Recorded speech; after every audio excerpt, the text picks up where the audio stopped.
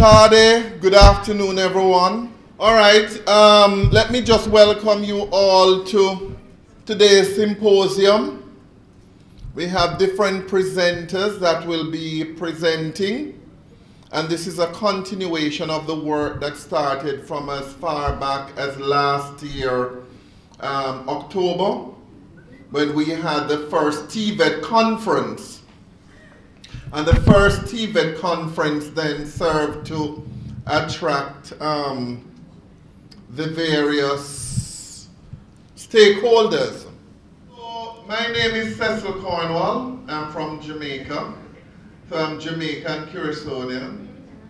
So we have been working closely with their Minister of Education, Minister Irene Dick, who of course sent her apology that she's in Parliament today. But of course, our representatives are here from the ministry. And we are very happy to welcome you, the teachers from the school system. And today is just one of the different schedule of activities that will take place. 2 weeks ago, we had a delegation from here in Jamaica who came and looked at our TVET system and TVET at work, and to see how we work with TVET through competency-based education and training to really address employment issues and unemployment. Of course, TVET is not new to Kòrsou. It is just the methodology that would be new. Your motherland, Holland, of course, used TVET education as one of the drivers in transforming or reducing youth unemployment or high youth unemployment. And of course, it is one of the countries, I'm speaking about Holland, that is well respected internationally for TVET education. It tells you that Kòrsou is very well poised for TVET education and to use TVET education to really drive down your high youth unemployment. There's a challenge, a disconnect between the world where it's at now and our education system. A total disconnect, because we have many jobs and we have many graduates, but they cannot match. So we have jobs without people and people without jobs. That's the reality of the system we now have. Because the current education system was designed to train people for one of three places: the factory, the farm, and the university. The factory job disappeared over the years, so did the farm jobs. New manufacturing and what they call distribution, logistics jobs emerged, but we didn't do much to change the system. So there's a disconnect between the workplace. So I want to challenge us that in our thinking, we need to stop defining sectors for careers and start defining clusters. Because if you train people for a job, the job gets redundant over time. You remember you had a job by the name of long distance telephone operator? That was a very good job, wasn't it? Where are those today? Cell phone have replaced them. And you can go on and go on. Let me just be quick. We have looked at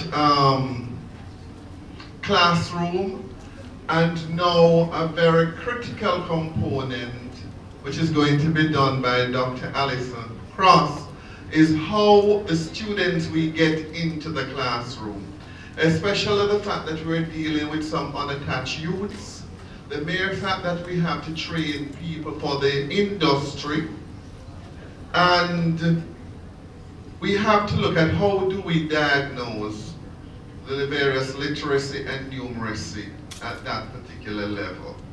So therefore, Dr. Alison Cross, that's her area of specialization. We welcome her to do the presentation now on the whole, the need for differentiated instruction based on student differences in all classrooms. Foundation-based education, basic general secondary education, prep vocational education, secondary vocational education, tertiary. So it's a holistic approach from as early all the way up to tertiary. So let us look at this form of how we assess by now inviting Dr. Alison Croft to do the presentation. Thank you so much. Boy, it is really my pleasure to be here with you this afternoon. Been in your country for just a day, got here yesterday afternoon. But I was doing a little research for the last couple of days, last couple of weeks when Dr. Cornwall invited me. And what a privilege to be in a World Heritage Site. Oh my goodness, UNESCO has acknowledged you to have a World Heritage Site, and I said yes. Well, I'm not a background in TVET, but I am a teacher, and I've been in the classroom for over 20 years, closer to 25. I have been in special education. I have been a prep school principal. I have been in tertiary education as an administrator. I have taught at a teacher's college in Jamaica, Michael University College. I teach masters and undergrad students who are getting ready to go out to be teachers. My core subject is special education. So guess what I've surmised, guys? The hardest job in the world is teaching. So you have the hardest job in the world. So being fair means giving each student or each learner what they need. Now my son needed more food because he's 6'5", but he didn't necessarily need more money. So being fair means figuring out what you're going to do with each child. It might mean giving a student a few extra sentences so that they can keep up. It might mean keeping them in after school, but we're going to talk about that. We're going to discuss who our students are today in the classroom. And when I was speaking with you, I was asking, what are your students like? And they were saying, you were saying to me, there's differences in language, differences in culture, differences in motivation. You were telling me differences in ability levels all in your classroom. So we're going to talk about that.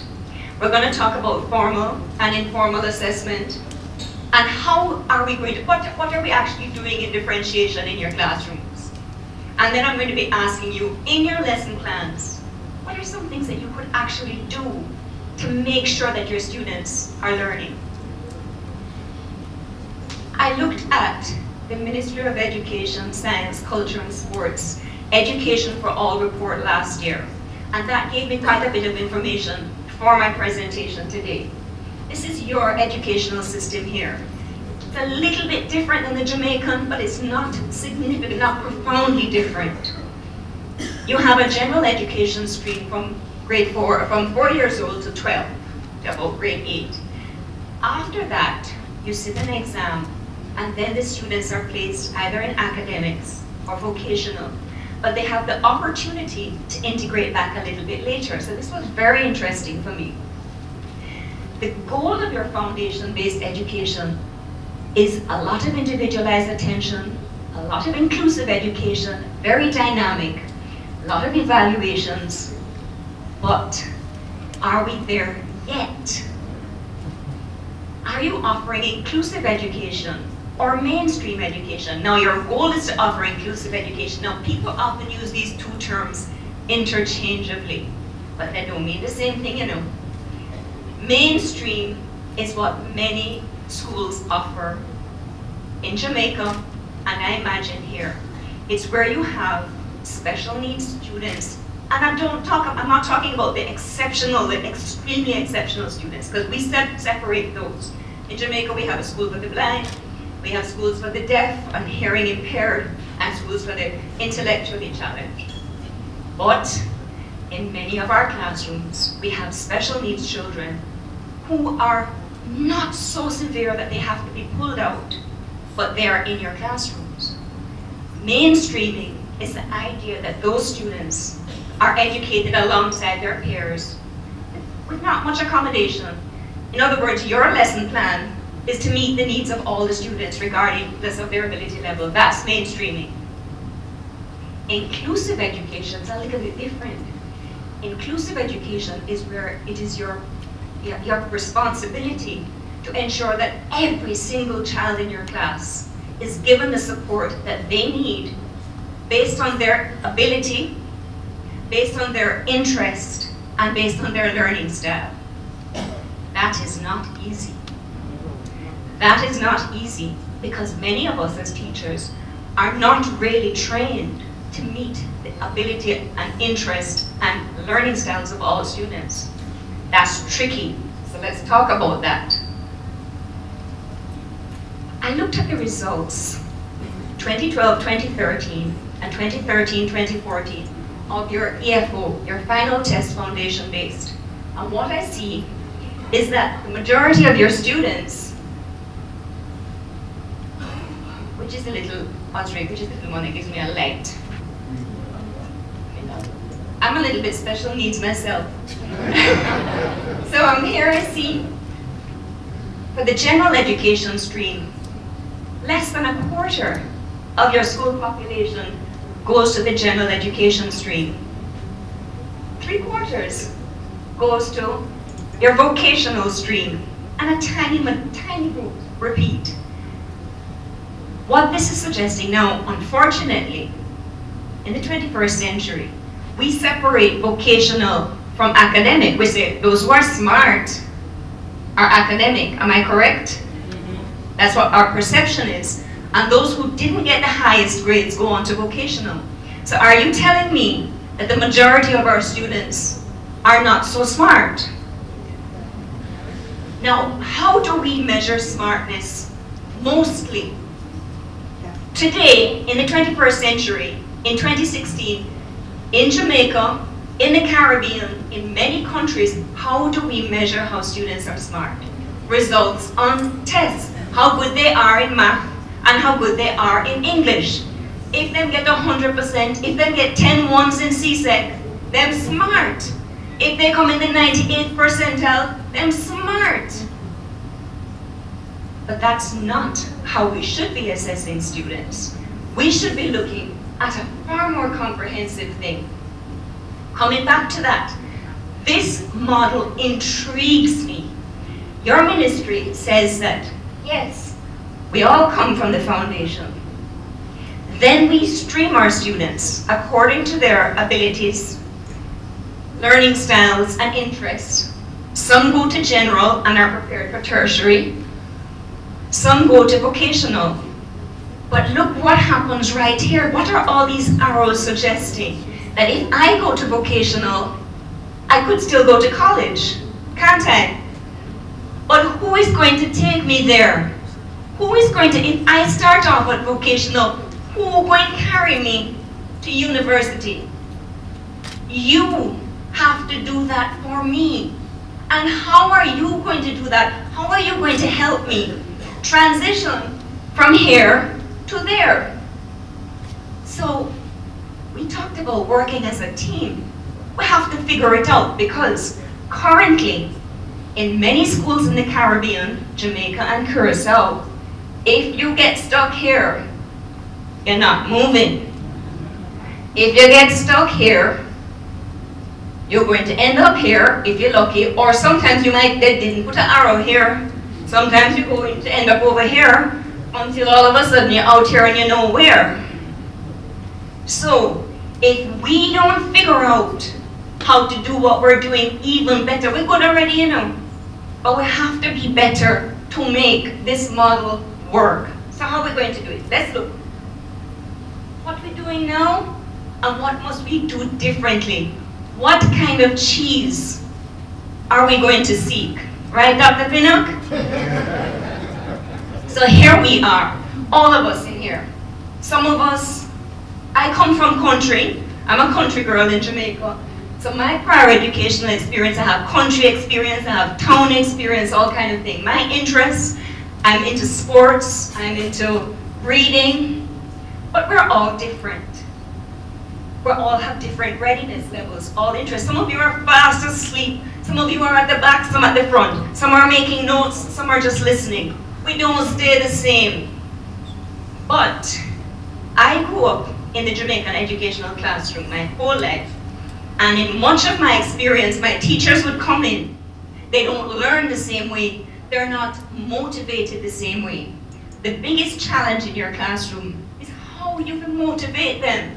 How do you motivate these students who have different interests, who are going home? I drove in from the airport. I have not seen your whole country.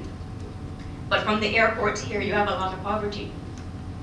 You have a lot of poverty, just like us in Jamaica. Everywhere in the Caribbean.